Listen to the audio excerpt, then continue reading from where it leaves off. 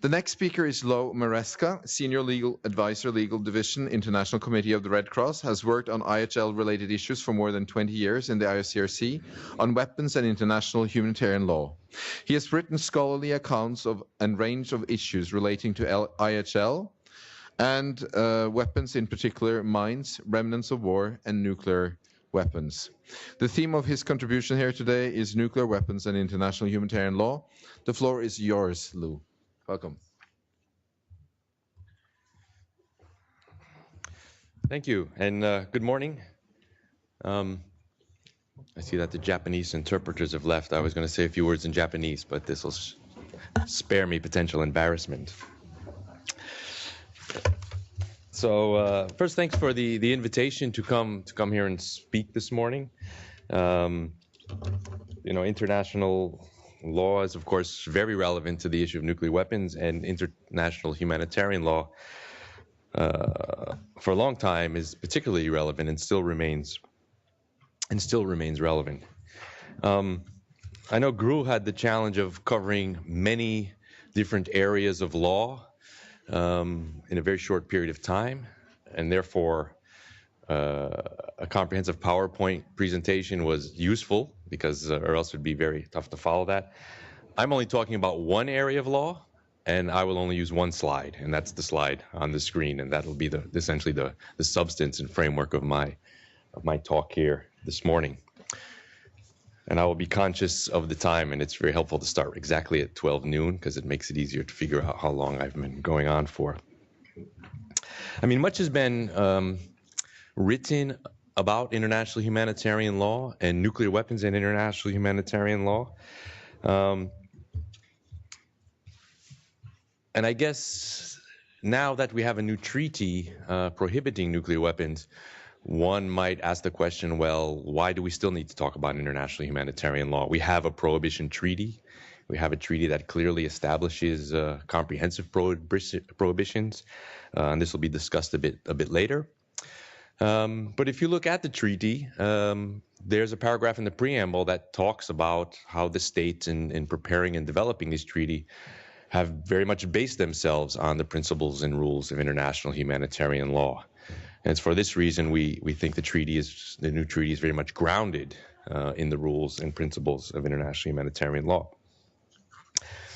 And the international humanitarian law, or IHL, as I'll go on to refer to it, remains relevant for nuclear weapons because the states that don't possess nuclear weapons are unlikely to join the Prohibition Treaty anytime soon, at least not in the short and probably the medium term.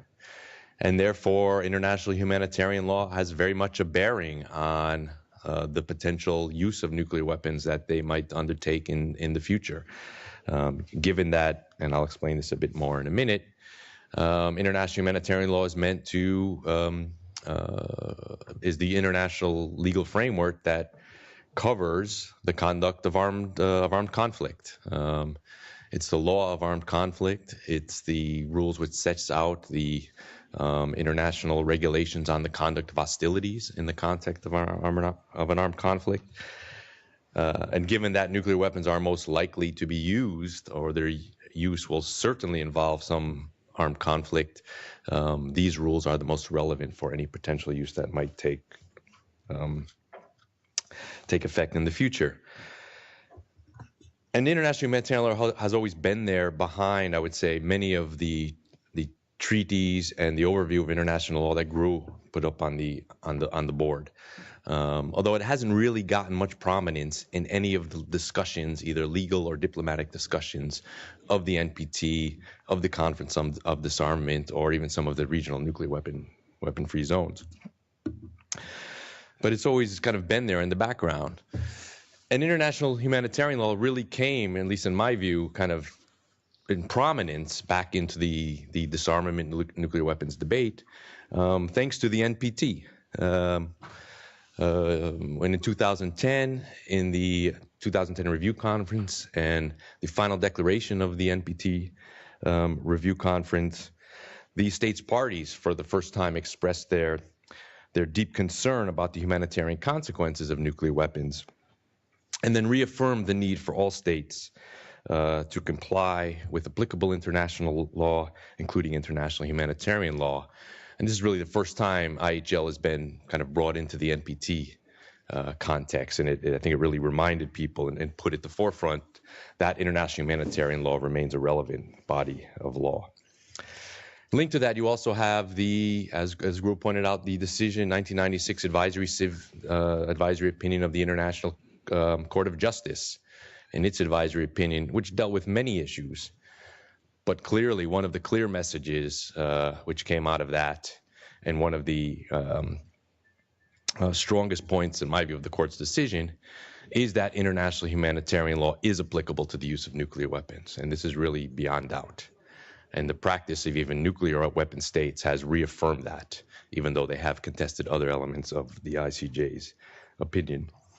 So certainly international humanitarian law, despite the benefits of the new treaty and the benefits that treaty will continue to bring, and IHL still remains an important reference point in the debate about nuclear weapons.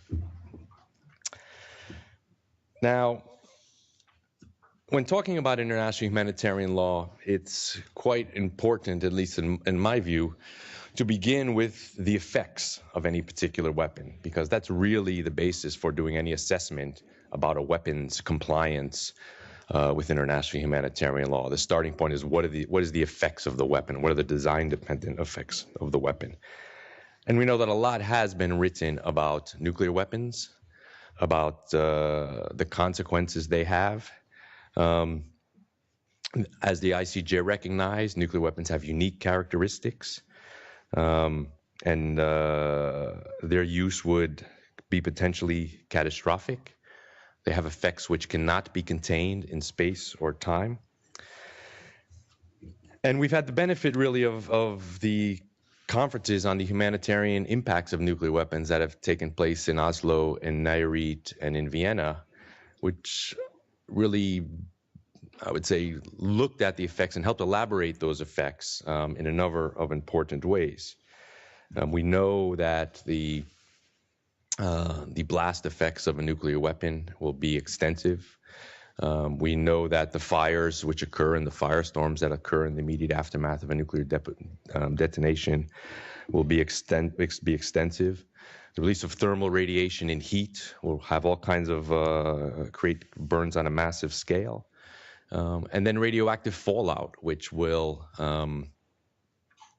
be released, continue, and spread over areas well beyond the impact of the blast or the thermal radiation effects. And indeed, I think as these studies and as these conferences highlighted, I think drew out, were a number of important observations about the effects of nuclear weapons that, at least in our view or my view, are quite relevant for any discussion about international humanitarian law. First and foremost, we know the use of nuclear weapons, even on a limited scale, would have severe and long-lasting consequences. The blast, as I mentioned, thermal radiation and radioactive fallout will have consequences on human health, well-being of civilians. They'll have an impact on the environment, food production, and indeed socioeconomic development. We know that the health effects can last for decades. We have information and studies that have been done by the Japanese Red Cross and Red Cross hospitals in Hiroshima and Nagasaki that continue to treat hibakusha survivors from the illnesses and cancers that resulted from the bombings of those cities more than now 73 years ago. So we know that the effects last a very long time, indeed many decades. We've also seen studies from humanitarian organizations, including the International Committee of the Red Cross, where I work, which has looked at the capacity of international organizations to provide assistance in the aftermath of a nuclear detonation.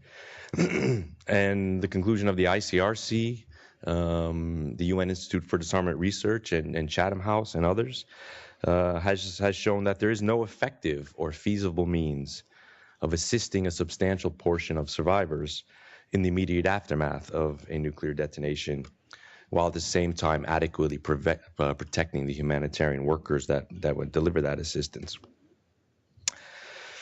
And we know that many of these effects will not be limited to the area of the bombing or to national borders. They can be global or regional, certainly spread beyond the intended area.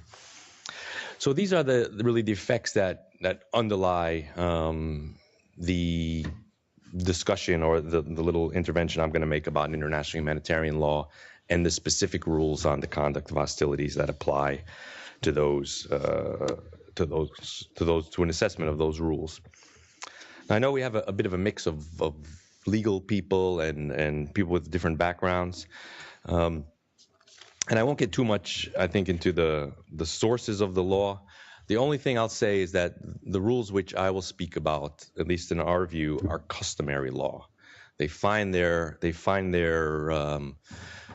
expression in some of the treaties that Gro mentioned.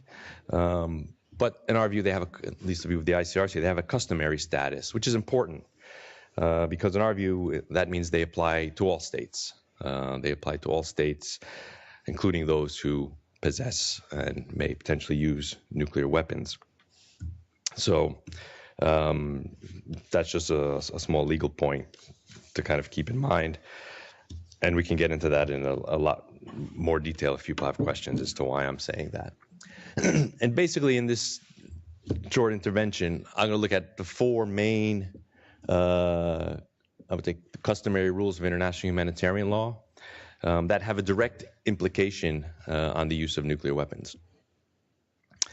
These rules are part of the humanitarian law that deals with the conduct of hostilities.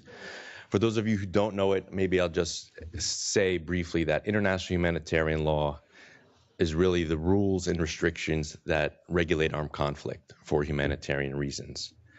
And there's really kind of two areas of, in a very brief summary, international humanitarian law. One group of treaties protects, establishes the rules with regard to protected persons. For example, how you treat the injured and sick, how the parties to an armed conflict are meant to treat prisoners of war, and how parties to an armed conflict are meant to treat civilians under their control. That's kind of I would say, some of the protective elements of international humanitarian law. The other group of treaties in international humanitarian law regulates the means and methods of warfare. It regulates the conduct of hostilities. And I'm going to focus, everything I'm going to say here is really linked to the law that sets out the conduct of hostilities. And here there's four main rules. We'll start first with the principle of distinction, which is a fundamental tenet of international humanitarian law. It's really the foundation upon which all the other rules are built. It was identified in the ICJ opinion as a cardinal principle. And this really sets out or requires the parties to an armed conflict to distinguish at all times between civilians and combatants, and between civilian objects and military objectives. Attacks can only be directed at military objectives. Attacks cannot be directed at civilians or civilian objects. Now, that's probably the shortest and easiest rule that I'll set out in this presentation. But in accordance with this rule, it would be clear that any use of nuclear weapons where a party which possessed them actually intended to use them, the use of a nuclear weapon would need to be directed at a specific military objective. And this has clear implications, and that would be the requirement whether the weapon is used in offense or whether it's used in defense in response to some other kind of attack. We know from some of the research that has come out in recent years that certainly during the Cold War, nuclear armed states, at least several of them, had target lists that actually envisioned the targeting of population centers. This, in our view, would raise very much problems and be in contravention of international humanitarian law and the rule of distinction. So there's that, I would say, that restriction, which has always existed and would continue to exist. talk a little bit about the prohibition on indiscriminate attacks, which is a direct corollary of the rule of distinction. Now, as I just mentioned, attacks must be directed only at military objectives. And therefore, attacks which are of a nature to strike civilians or military objectives and civilians or civilian objects without distinction are considered to be indiscriminate under the law. And there are several kinds of attacks which constitute or comprise the notion of indiscriminate attacks. One is an attack which is not directed at a military objective, meaning that there's for example, a decision by a commander not to aim at a military objective, but indeed somewhere else, perhaps at a population center. That would be an indiscriminate attack and be illegal under the rule of distinction, as I just mentioned. A second kind of indiscriminate attack is those which employ a means or methods of warfare that could not be directed at a specific military objective, meaning that there's something in the design or targeting of the weapon that makes it incapable of being directed at a military objective. It's not a choice of a commander or an operator. It's a design-dependent feature of the weapon itself.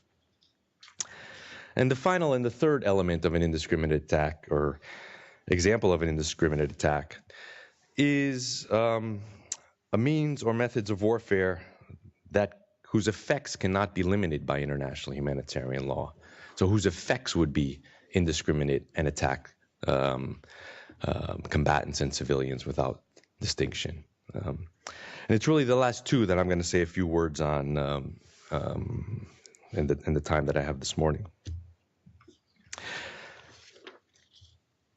Because the last two, the design-dependent nature, the design of the weapon, and the effects released by that weapon raise the question as to whether or not nuclear weapons by themselves are indiscriminate.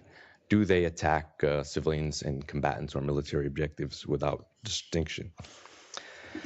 And it's really the third option that I'm going to focus on most. You could, I think, from what we've seen and what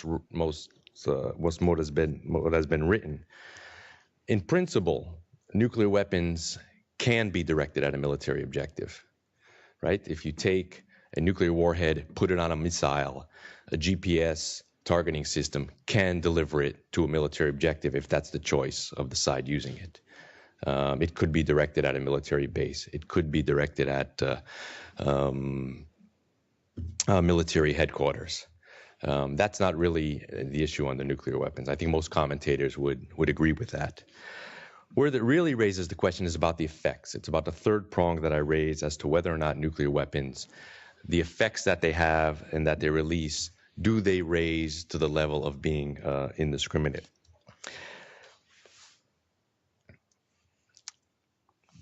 Now, as I mentioned before, the notion of indiscriminate effects is really about whether or not these effects can be controlled in space and time. And what I mean by that is if they cannot be controlled by space and time, then they run a very high risk and indeed most likely nature to be indiscriminate. They will affect civilians and combatants indiscriminately.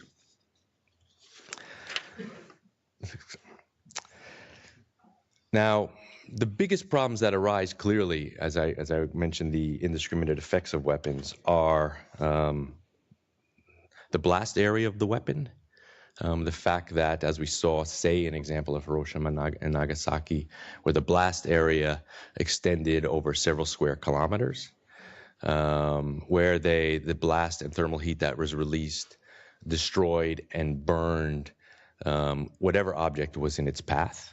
And one could make the argument that this extensive blast feature could have indiscriminate effects.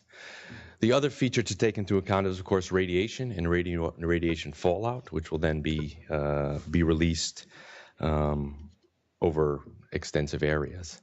And how are those to be controlled? Because if you take the notion of an indiscriminate attack and that the effects need to be limited, that means the effects need to be controlled. And if you're talking about radioactive fallout, if you're talking about the spread of fallout, which will be determined by a variety of factors, including the weather at the time, including the wind, including a variety of things, those things are really beyond the control of the user of the weapon. And the argument could be made that such radioactive fallout really can escape beyond the parties to the armed conflict and make the control pretty much impossible. So this would arguably render, I would say, qualify nuclear weapons as indiscriminate by nature and could not be reconciled with the prohibition on indiscriminate attacks. I just move maybe to the rule on proportionality, or disproportionate attacks, as we sometimes or often refer to it.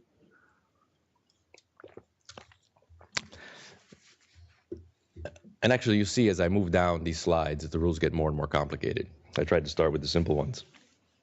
But the rule of proportionality really, the rule of proportionality prohibits attacks that may be expected to cause incidental loss of civilian life, injury, or damage to civilian objects that would be excessive in relation to the concrete military objective gain. So it's really a balance. It's an assessment of the civilian harm versus the military, anticipated military advantage.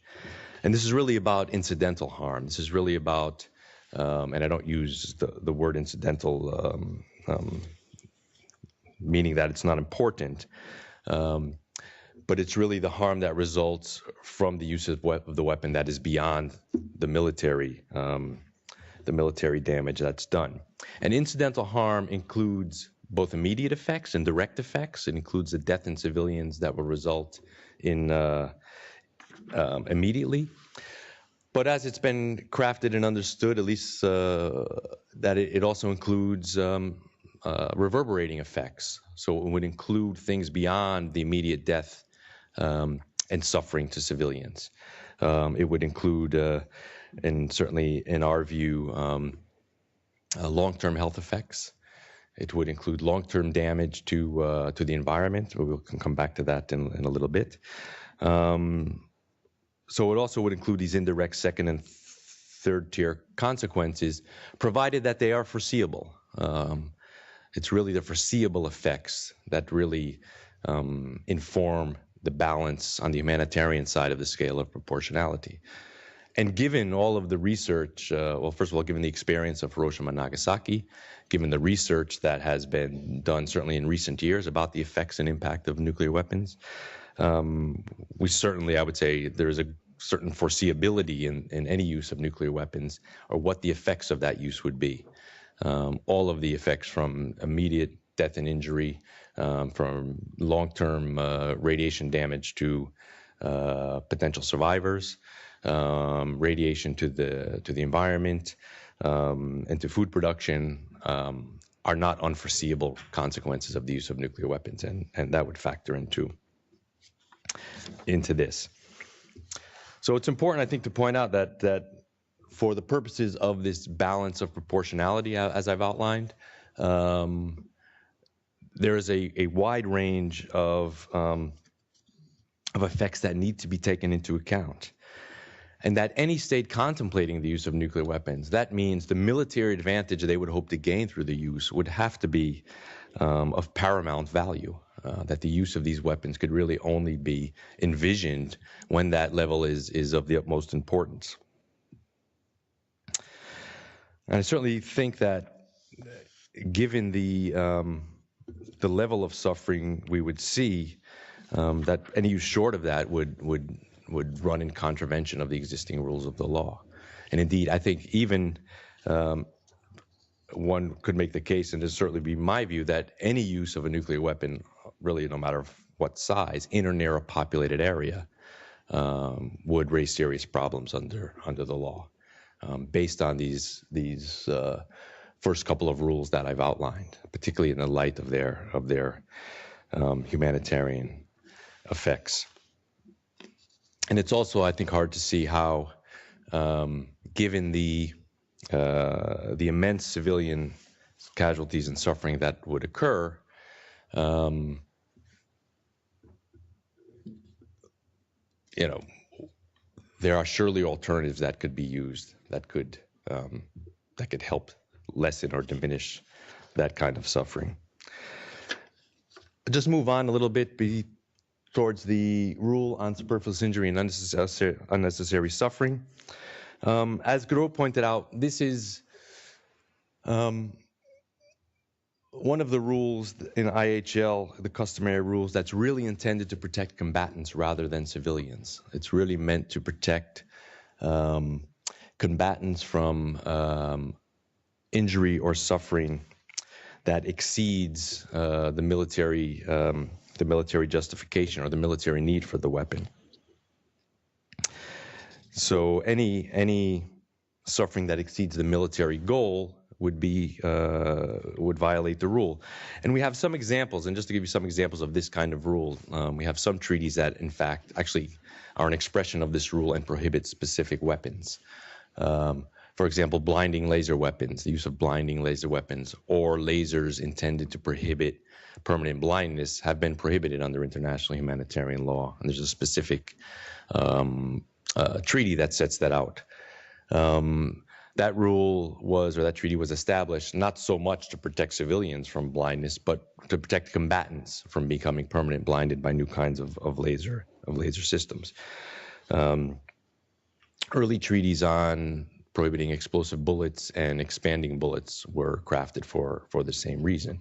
And this was really to offer greater protection to combatants. And there's a few other examples which I could get into. This rule is often not discussed really in the context of nuclear weapons very often in much of the literature. But I think it's important because when, first of all, we know that combatants, like civilians, will suffer the same catastrophic injuries from radiation, whether it's short-term radiation poisoning or longer-term health impacts of having exposure to ionized radiation. But where this rule comes, I would say, becomes more particularly relevant is as a counter to the arguments which are often made about using low-yield nuclear weapons in isolated areas away from population centers. We've often heard, and it was even referred to in some of the dissenting opinions from the International Court of Justice opinion, that there's an argument that, you know, a low-yield nuclear weapon used against a ship at sea or against troops in the desert would be compatible with international humanitarian law and the law of armed conflict. And I can see the attraction of that argument. And the argument is right insofar as, you know, you could make an argument that the prospect for civilian casualties, either under indiscriminate attacks or proportionality, is much, much less. But what those arguments fail to take into account, at least in my view, is the prohibition on superfluous injury and unnecessary suffering. You know, is the use of a radioactive weapon, a nuclear weapon, and all of particularly the radiation consequences of that weapon on combatants, is that justified? Particularly because in many of these instances, you could probably use a conventional weapon to similar effect. So this is one of I would say, the rules that these arguments often fail to address. So, and doesn't get much, I would say, much discussion in a lot of the legal literature, which is written and tossed about. I'll just turn a little bit in the few minutes I have left to talk about the rules on the protection of the natural environment. I mean, in general, the rules about the distinction in particular have some relevance to the environment in that you could prohibit attacks against the environment and classify it as a civilian object. So you could not, for no reason at all, attack the natural environment. You can only attack the natural environment under the general rules on the conduct of hostilities when it is a military objective, so when it's serving some military purpose. But IHL, in the 1977 additional protocols, did set out a specific rule about attacking the natural environment. And attacks on the natural environment are prohibited when they're expected to cause widespread, long-term, and severe damage to the natural environment. And that has been kind of nicely summarized there by long-term and comprehensive damage. These terms aren't really defined under international humanitarian law. And in reality, they do set a rather high threshold since they're cumulative criteria. But clearly, I think, and they have been summarized by some writers, that where the impact on the environment would have a major interference with human life and the natural resources, then what I would say could normally be expected in armed conflict, that this would offend the rule and the prohibition on widespread or long-term and severe damage to the natural environment. And indeed, from what we've seen in the research and a lot of what's been discussed about the effects of nuclear weapons, you could make the argument, and some have, that the damage to the environment from the use of nuclear weapons would meet that criteria. But clearly, that will depend a bit on where they're used and what the yield of a particular weapon is. But certainly, probably the nuclear weapons in the arsenals of the major nuclear powers today would have those effects and cause such damage. I think you could even say lower yield nuclear weapons would have that effect because, as is often the case in some of the debates about these, weapons are looked at in isolation as if one nuclear weapon was going to be used, and therefore we look at it that way. But cumulative, the impact of a nuclear exchange could have an impact on the environment that would be widespread, severe, and long-term. So serious problems do arise with regard to nuclear weapons under this rule. I would also suggest that the contents of this rule equally act as a restriction or even a prohibition on against the argument of using low-yield nuclear weapons in isolated areas, much like the rule on superfluous injury on combatants, that likewise the impact on the environment is often not taken into account when people make the argument, or states make the argument, that we can use nuclear weapons away from civilian areas and be consistent with international humanitarian law. So I'd say in principle, or in summary, these are the overall rules that govern the use of nuclear weapons under international humanitarian law today. In concluding, I would say, and stepping back and summarize everything I said perhaps a bit more concretely, nuclear weapons are a serious problem. Their use under international humanitarian law would raise a number of serious problems. Their use in or near a populated area would certainly contravene the rules which you've outlined here. It gets probably a bit more debatable when you're talking about using in isolated areas away from civilian populations, at least with regard to this area of law. And part of that reason is, to be honest, I don't think, and this was a point made by the International Court of Justice, I don't think we have I would say, a full perspective on the effects of a low-yield nuclear weapon used in such situations. That doesn't mean they're not problematic under the law. As I tried to point out, there are these other rules which are definitely relevant. But while we have lots of information about the use of nuclear weapons in or near populated areas, their consequences outside of those areas, I think, is less readily known because we've never seen that use, and the nuclear armed states have never shared such information with us. But in light of all of these rules, their use in both contexts, I think, raises serious concerns, remains problematic. And that's kind of where international humanitarian law stands today on that issue. So I thank you for your time. Thank you.